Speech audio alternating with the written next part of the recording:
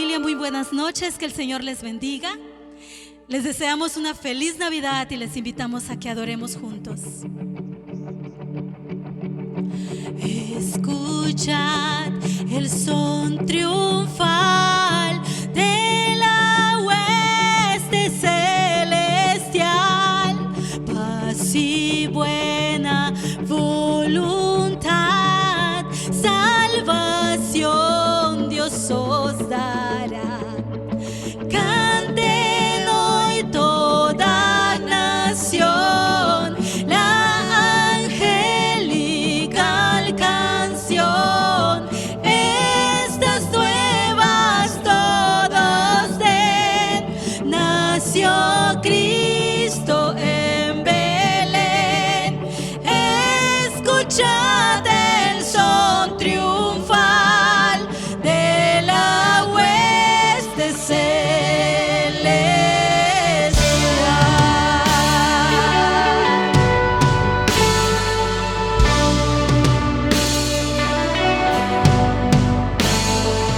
Salve, príncipe de paz, redención traído has.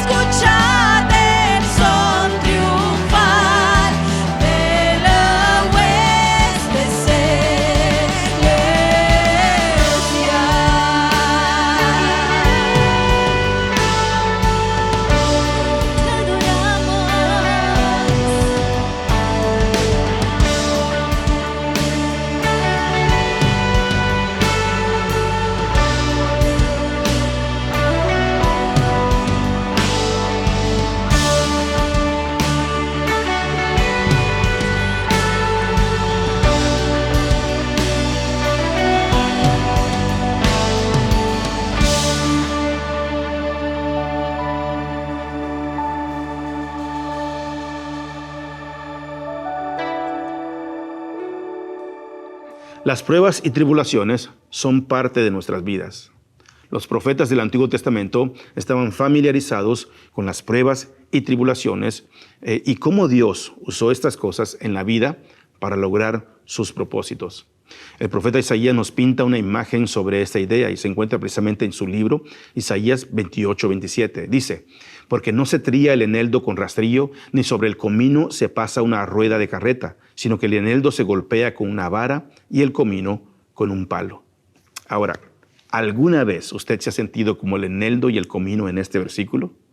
O sea, ¿alguna vez se ha sentido que la vida le golpea con un palo, literalmente? Como si estuviera siendo triturado en pedazos. ¿Alguna vez ha sentido que todo el mundo está en su contra? No sé, como si nada saliera a su manera. Ahora, como si incluso Dios se hubiera apartado de usted.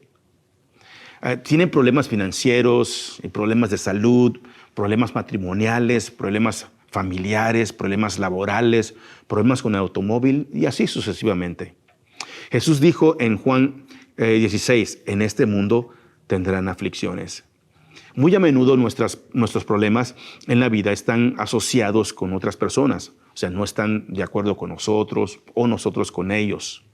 Tenemos una discusión, por ejemplo, ellos desobedecen, hacen cosas que no nos gustan, dicen algo que nos ofende. A veces esos problemas incluso son culpa nuestra más que de ellos, pero ese es un tema para un sermón diferente.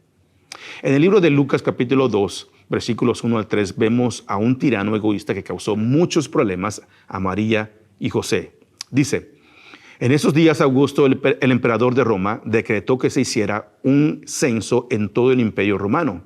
Este fue el primer censo que se hizo cuando Cirenio era gobernador de Siria. Todos regresaron a los pueblos de sus antepasados a fin de inscribirse para el censo. Ahora, César Augusto usa su plataforma política para cobrar impuestos a todo el que respira en su imperio. Hizo un decreto para que todos fueran a su ciudad natal para registrarse en un censo. En efecto, está diciendo: necesito saber cuántas personas hay en el imperio para saber cuánto cobrar de impuestos.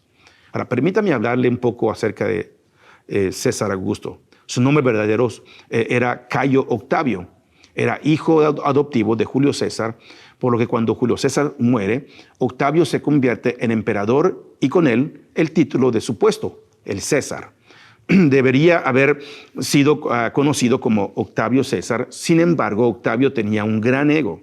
Era muy orgulloso y muy arrogante y quería ser más grande que cualquier otro César antes que él, por lo que con la aprobación del Senado romano eliminó su nombre Octavio y agregó el título de Augusto. Augusto significa majestad, es un nombre de divinidad, lleva la idea de ser de los dioses. César Augusto significa César Dios. En esencia, se estaba proclamando Dios. Esa es parte de la razón por la que impuso tanto impuesto a la gente. Pensó que un Dios debería vivir en el lujo y la comodidad y que la gente, sus súbditos, deberían pagar sus lujos, así que les impuso impuestos. No le importaba cómo sus altos impuestos colocaban cargas financieras sobre la gente y no le importaba que su método de registro causara una gran alteración en la vida de sus súbditos. No le importaba que al obligar a la gente, por ejemplo, a regresar a su ciudad natal para registrarse, estuviera obligando a la gente a emprender viajes largos y posiblemente desarraigar a sus familias y perder sus trabajos. No le importaba si la gente estaba enferma, no le importaba si la gente era mayor, no le importaba absolutamente nada de eso. Ahora, no le importaba si los súbditos de su imperio se veían gravemente molestos por su decreto.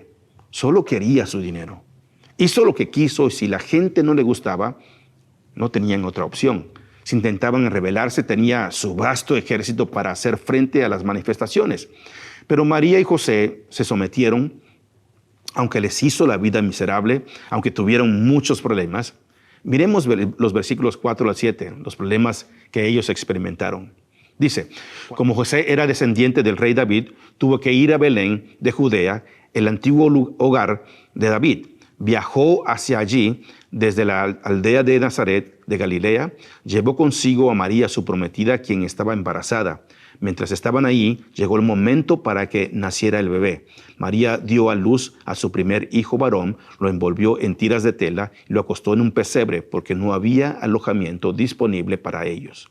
Experimentaron tantos problemas que aquí no estoy seguro que tal vez no pueda enumerar todos, pero en primer lugar, el versículo 4 dice que salieron de la ciudad de Nazaret a Judea, la ciudad de David, que se llama Belén. Tuvieron que viajar de Nazaret a Belén, que es un viaje de unas 80 millas. Hoy con autos podemos hacer ese viaje en aproximadamente 1 hora y media, pero sin automóviles ese es un viaje muy largo, es una gran distancia para cualquiera que quisiera viajar. Ahora, ese viaje de 80 millas les llevó varios días. Además de todo, María estaba embarazada de 9 meses. Esto no es el momento ideal para emprender un viaje tan largo de 80 millas. Si eso no es suficiente, problema. El segundo problema que aprendemos aquí es que José era de la casa o el linaje de David. Esto no parece un problema al principio.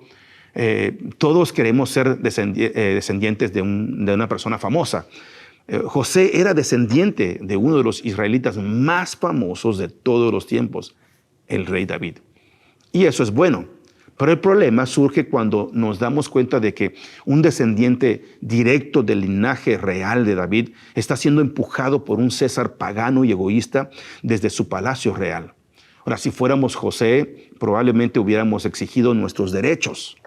Probablemente hubiéramos escrito un editorial, ¿no? Hubiéramos llamado a nuestro congresista, hubiéramos pasado una petición para que la gente la firmara. Nos habríamos quejado en las noticias locales por todo esto. Hubiéramos levantado un clamor por lo injusto que estaba haciendo el César. Habríamos ganado apoyo para nuestra causa. Habríamos hecho lo imposible.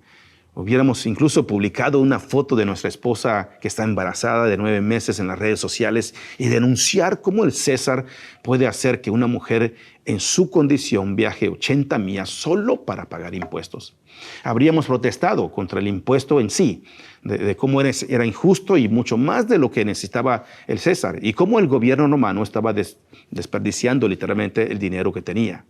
Quizás hubiéramos dicho que debido a que éramos del linaje de David, tal ley no debería aplicarse a nosotros. Pero José no hizo nada de esto. Se lo tomó todo con calma. Literalmente puso un letrero en su taller de carpintería que decía: fui a pagar impuestos, volveremos pronto. Hizo sus maletas, con suerte consiguió un burro para que María, que iba a dar a luz a su hijo muy pronto, y se fueron de Belén. Eso es, sin quejas, ni campañas, solo obediencia. Y por supuesto, las cosas solo empeoraron cuando finalmente llegan a Belén y el viaje fue mucho más lento de lo normal, debido a que María literalmente estaba a punto de dar a luz. Y así llegaron a Belén, mucho después de todos los demás, lo que significa que no había lugar para que ellos se quedaran. Todas las posadas estaban literalmente llenas. Al final de Lucas 2:7 dice que no había alojamiento disponible para ellos. No pudo haber sido peor para José. Tuvo que salir de su casa, tuvo que cerrar su negocio, tuvo que hacer un viaje de 80 millas. Se sentía mal por tener que llevar a su esposa en esta condición. Y luego, para colmo, cuando llegan a Belén, solo se da cuenta de que todas las posadas estaban llenas y se olvidó de hacer reservas. Me puedo imaginar cómo se sintió como un buen marido, ¿no? En ese punto del pasaje. Nada va como él esperaba. Todos sus planes para proporcionar comida, refugio y seguridad a su nueva esposa y su hijo, que pronto nacerá, han sido destruidos. Ahora, esta no es una forma de iniciar un matrimonio o una familia. Los problemas a los que se enfrenta van más allá de todo lo que sabe cómo afrontar. Llegó al límite, no sabía qué hacer, se sentía avergonzado y deprimido. A veces se sentía enojado con César Augusto, por obligarlo a hacer esto. Otras veces se sentía enojado con Dios por permitir que esto sucediera. A veces solo quería tirar la toalla y claudicar. Pero no lo hace, él sigue presionando, aunque a veces no lo parece y aunque ya no lo parece, él sabe que Dios todavía lo ama y de alguna manera va a arreglar las cosas para siempre porque él todavía tiene el control. Además, María llegó a la misma conclusión y si alguien tenía algo de qué quejarse era precisamente ella. ¿Cuántas de ustedes mujeres, pregunto, cuando están embarazadas de 9 meses quieren hacer un viaje de 80 millas en burro que toma varios días y luego al final, en lugar de una comida caliente, un baño tibio, una cama cómoda, en cambio reciben solo una pila de heno en un establo que comparten con algunas vacas y un caballo? El establo, por cierto, era probablemente una cueva en lugar de una estructura de madera. Pero luego, para empeorar las cosas, mientras María intenta hacer que esta cueva se sienta un poco más como en casa, ¿por dónde empezaría? De repente empieza a sentir contracciones y María piensa, oh no, ahora no, aquí no. Ninguna mujer que yo conozca quiere dar a luz en una cueva sucia, rodeado de animales malolientes. Puedo imaginarme a María orando, Señor, ¿no puedes esperar unos días hasta que encontremos un lugar más limpio para quedarnos? Señor, tú me diste este niño, ¿no podrías posponer el parto también unos días más adelante? Pero Dios no esperó. Tenía sus razones y sus propósitos para que su hijo naciera en un establo solitario y sucio, y ahí nació el niño Jesús. Parece de los versos que ella no tuvo ninguna ayuda, no había doctores ni parteras, solo María y los animales. Parece que José ni siquiera estaba ahí, tal vez estaba buscando una partera o un lugar mejor para quedarse. Había mucha soledad en este versículo 7. Es difícil decir, pero María probablemente lloró. La mayoría de los expertos creen que ella pudo haber tenido entre 15 a 17 años en ese entonces. Ahora, esta no es la forma en que quería tener su primer hijo y no de la forma en que pensó que nacería un bebé tan milagroso. José probablemente también lloró. También lloró cuando regresó. Tampoco es lo que él quería para su joven esposa, porque se sentía completamente inútil e indefenso e incapaz de hacer nada al respecto. Esas son emociones terribles para un hombre. Pero eso sucedió. Y según Lucas 2:7, María envolvió al recién nacido en pañales y lo acostó en un pesebre. Una vez más, un pesebre no es la mejor cuna, no tenía ninguna característica de seguridad, no tenía colchones blandos y una mecedora automática. Solo un comedero para los animales, heno o pasto para acostarse, eso fue todo. Pero no pudieron evitar pensar, mientras lo miraban, de que de alguna manera todo iba a estar bien. Y de hecho, aunque no lo sabían, los pañales en los que habían envuelto eran símbolos de eso mismo. Los pañales en tiras de lino que se envuelven firmemente alrededor de los bebés recién nacidos. De hecho, incluso enderezarían las piernas de los bebés y los envolverían las tiras de tela muy apretadas alrededor de las piernas para que no pudieran doblarse hacia la posición fetal. Pensaron que esto ayudaría al bebé al desarrollar piernas más fuertes y rectas. Pero esa es una imagen interesante aquí, porque sería aproximadamente 33 años después que Jesús sería envuelto en tiras de lino y colocado en una cueva una vez más. Y en ambos casos las cosas cambiaron drásticamente. En ambos casos, en el nacimiento de Jesús y 3 días después de su muerte, justo cuando la noche era más oscura, justo cuando los que amaban a Jesús, sus padres en su nacimiento y sus discípulos en su muerte, comenzaron a preguntarse si Dios se había olvidado de ellos. Ángeles vinieron a anunciar un cambio. Un tirano indiferente causó grandes problemas a José y María, pero ellos lo soportaron sin quejarse ni amargarse y como resultado Dios actuó a favor de ellos y todo cambió. El versículo 8 dice, esa noche había unos pastores en los campos cercanos que estaban cuidando sus rebaños de ovejas. Belén y sus entornos eran el único lugar en la tierra de Israel donde se podía mantener rebaños y especialmente donde se podían cuidar las ovejas para los servicios del templo. Estos pastores estaban cuidando corderos pascuales que serían sacrificados más tarde ese año. Así que es apropiado que estén a punto de ir a ver a otro cordero pascual que también sería sacrificado más adelante en su vida. Dice el versículo 9, de repente apareció entre ellos un ángel del Señor y el resplandor de la gloria del Señor los rodeó. Los pastores estaban aterrados. Entonces, la mayoría de los encuentros de los personajes bíblicos con ángeles no fueron con una sensación de paz o con hormigueo y piel de gallina. Más bien estaban aterrados por el temor reverente a Dios. Ellos entendían que con Dios no se juega. Versículo 10 dice, pero el ángel los tranquilizó. No tengan miedo, dijo. Les traigo buenas noticias de que darán alegría a toda la gente. El Salvador, sí, el Mesías, el Señor, ha nacido hoy en Belén, la ciudad de David, y lo reconocerán por la siguiente señal. Encontrarán a un niño envuelto en tiras de tela, acostado en un pesebre. El ángel les dice a los pastores sobre el nacimiento de Cristo y que Él será el Salvador y cómo encontrarlo. Dice el 13. De pronto se unió a ese ángel una inmensa multitud, los ejércitos celestiales que alababan a Dios y decían, gloria a Dios en el cielo más alto y paz en la tierra para aquellos en quienes Dios se complace.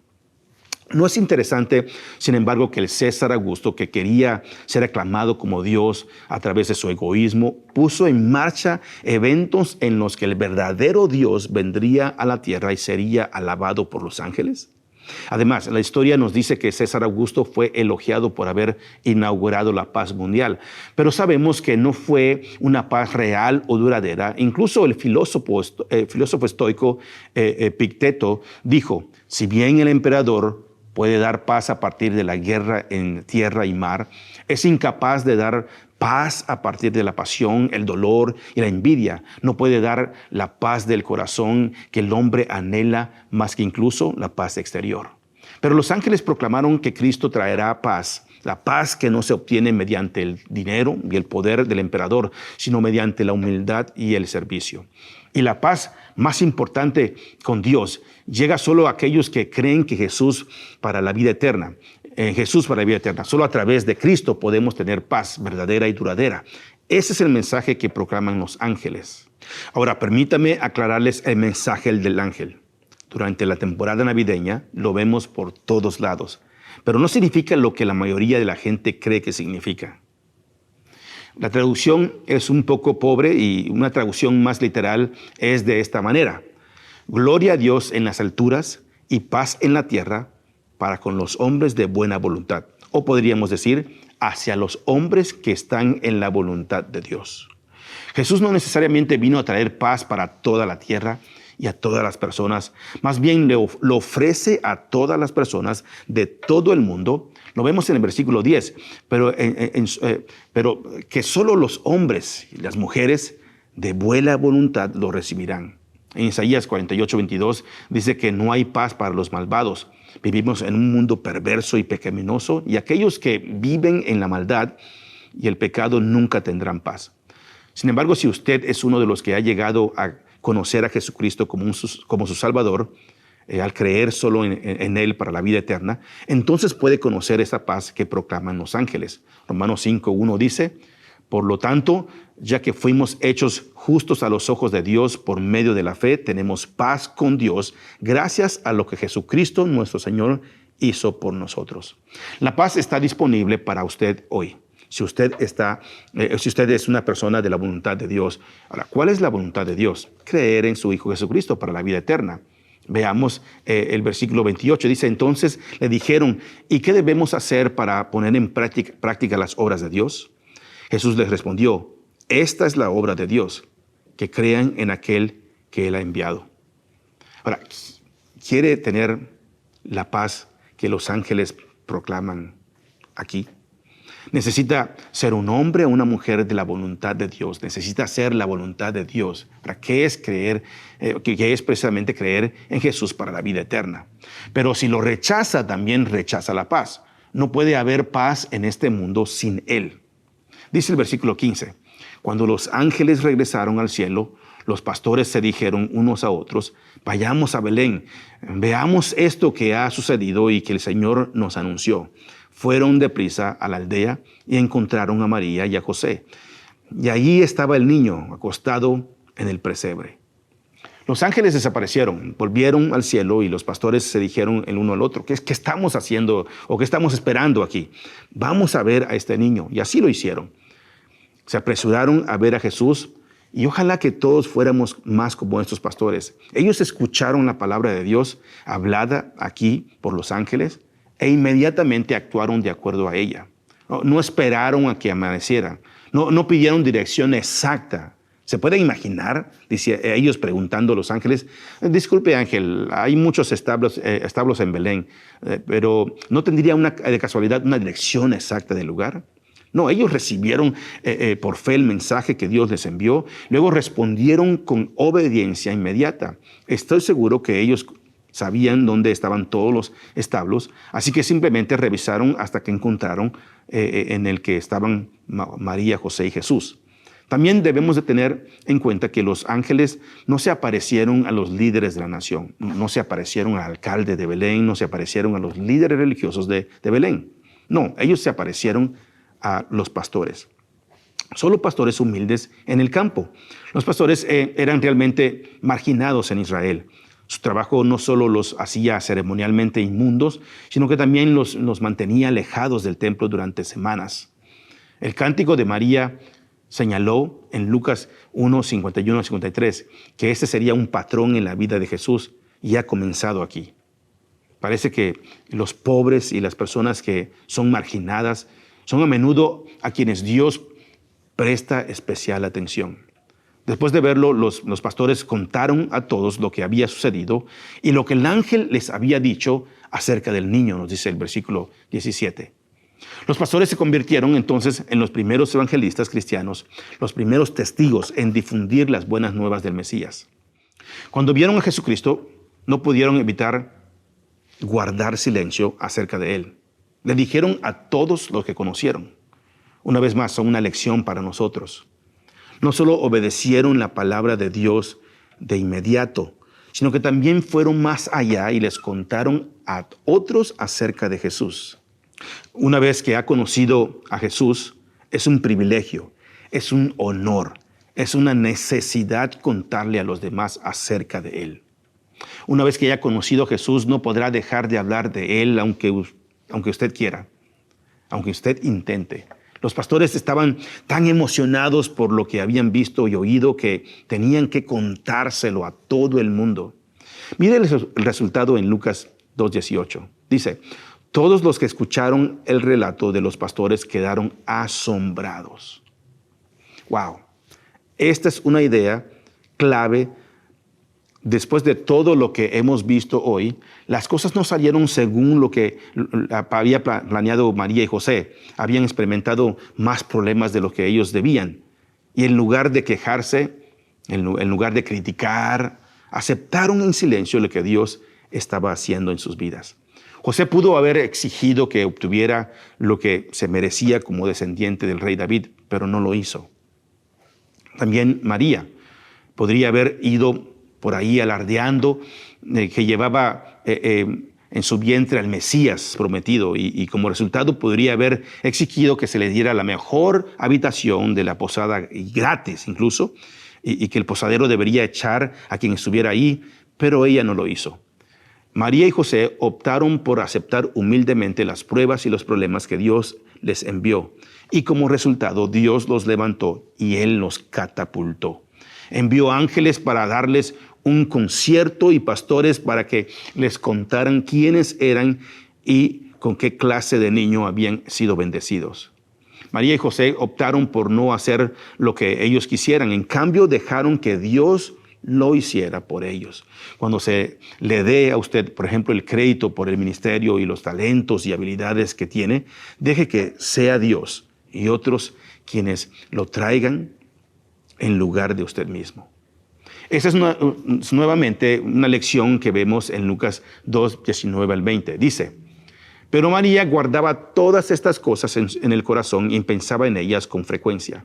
Los pastores regresaron a sus rebaños, glorificando y alabando a Dios por lo que habían visto y oído. Todo sucedió tal como el ángel les había dicho. María no era alguien que andaba por ahí y le decía a la gente lo grande que era y lo mucho que Dios la había bendecido.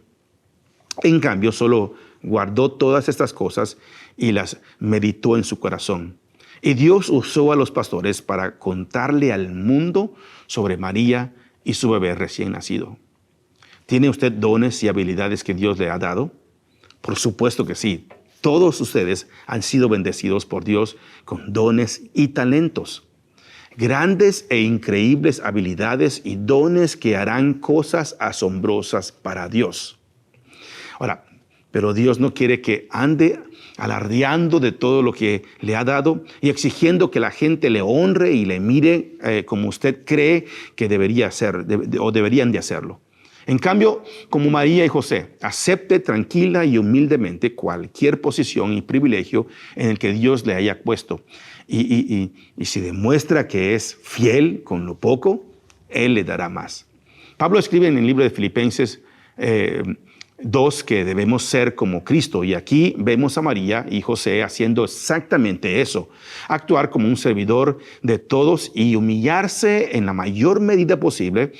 Y como resultado, Dios los exaltó mucho y los levantó. Jesús fue elevado sobre todo nombre en el cielo y en la tierra, y ante Él toda rodilla se doblará y toda lengua confesará que Jesucristo es el Señor. Usted también humíllese ante los ojos del Señor y Él le exaltará. ¿No es esta una lección espectacular? Todo el sufrimiento, las molestias y las incomodidades causadas por el decreto de César fue en realidad la mano amorosa de Dios haciendo las cosas para lograr sus propósitos a su propia manera. Unos 700 años antes de que sucedieran estos eventos, Dios declaró a través del profeta Miqueas que el Mesías vendría de Belén. Y así que, aunque César pensó que él era el que tenía el control, en realidad era Dios quien tenía el control. Ese emperador arrogante era solo una marioneta, una herramienta en las manos de Dios para lograr sus propósitos. ¡Wow!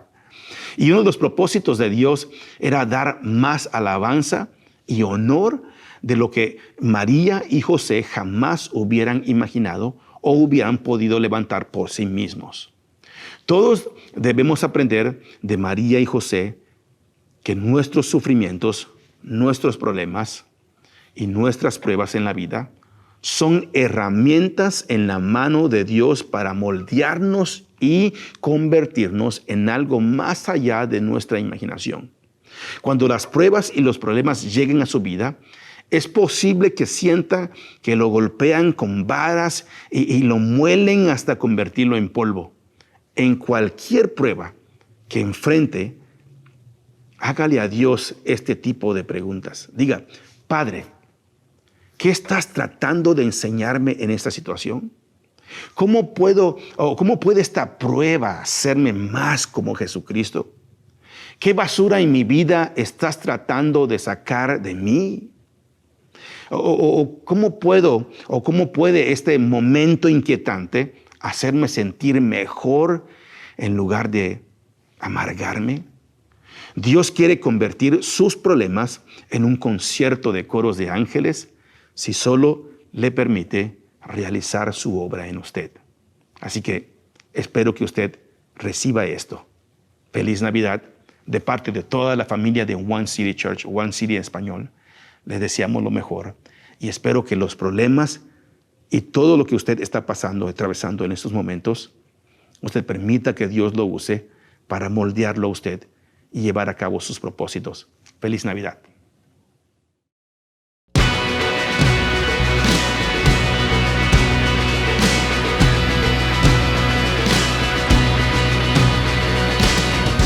El camino que lleva a Belén baja hasta el valle que la nieve cubrió. Los pastorcillos quieren ver a su rey. Le traen regalos en su humilde zurrón. Ropopom pom, ropopom pom. Ha nacido en un portal de el niño Dios.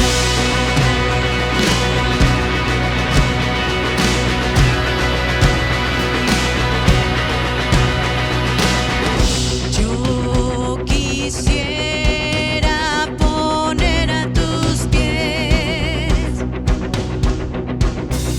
algún presente que te agrade, Señor, mas tú ya sabes que soy pobre también y no poseo más que un viejo tambor. Ropopompo, ropopompo. En tu honor frente al portal tocaré con mi tambor.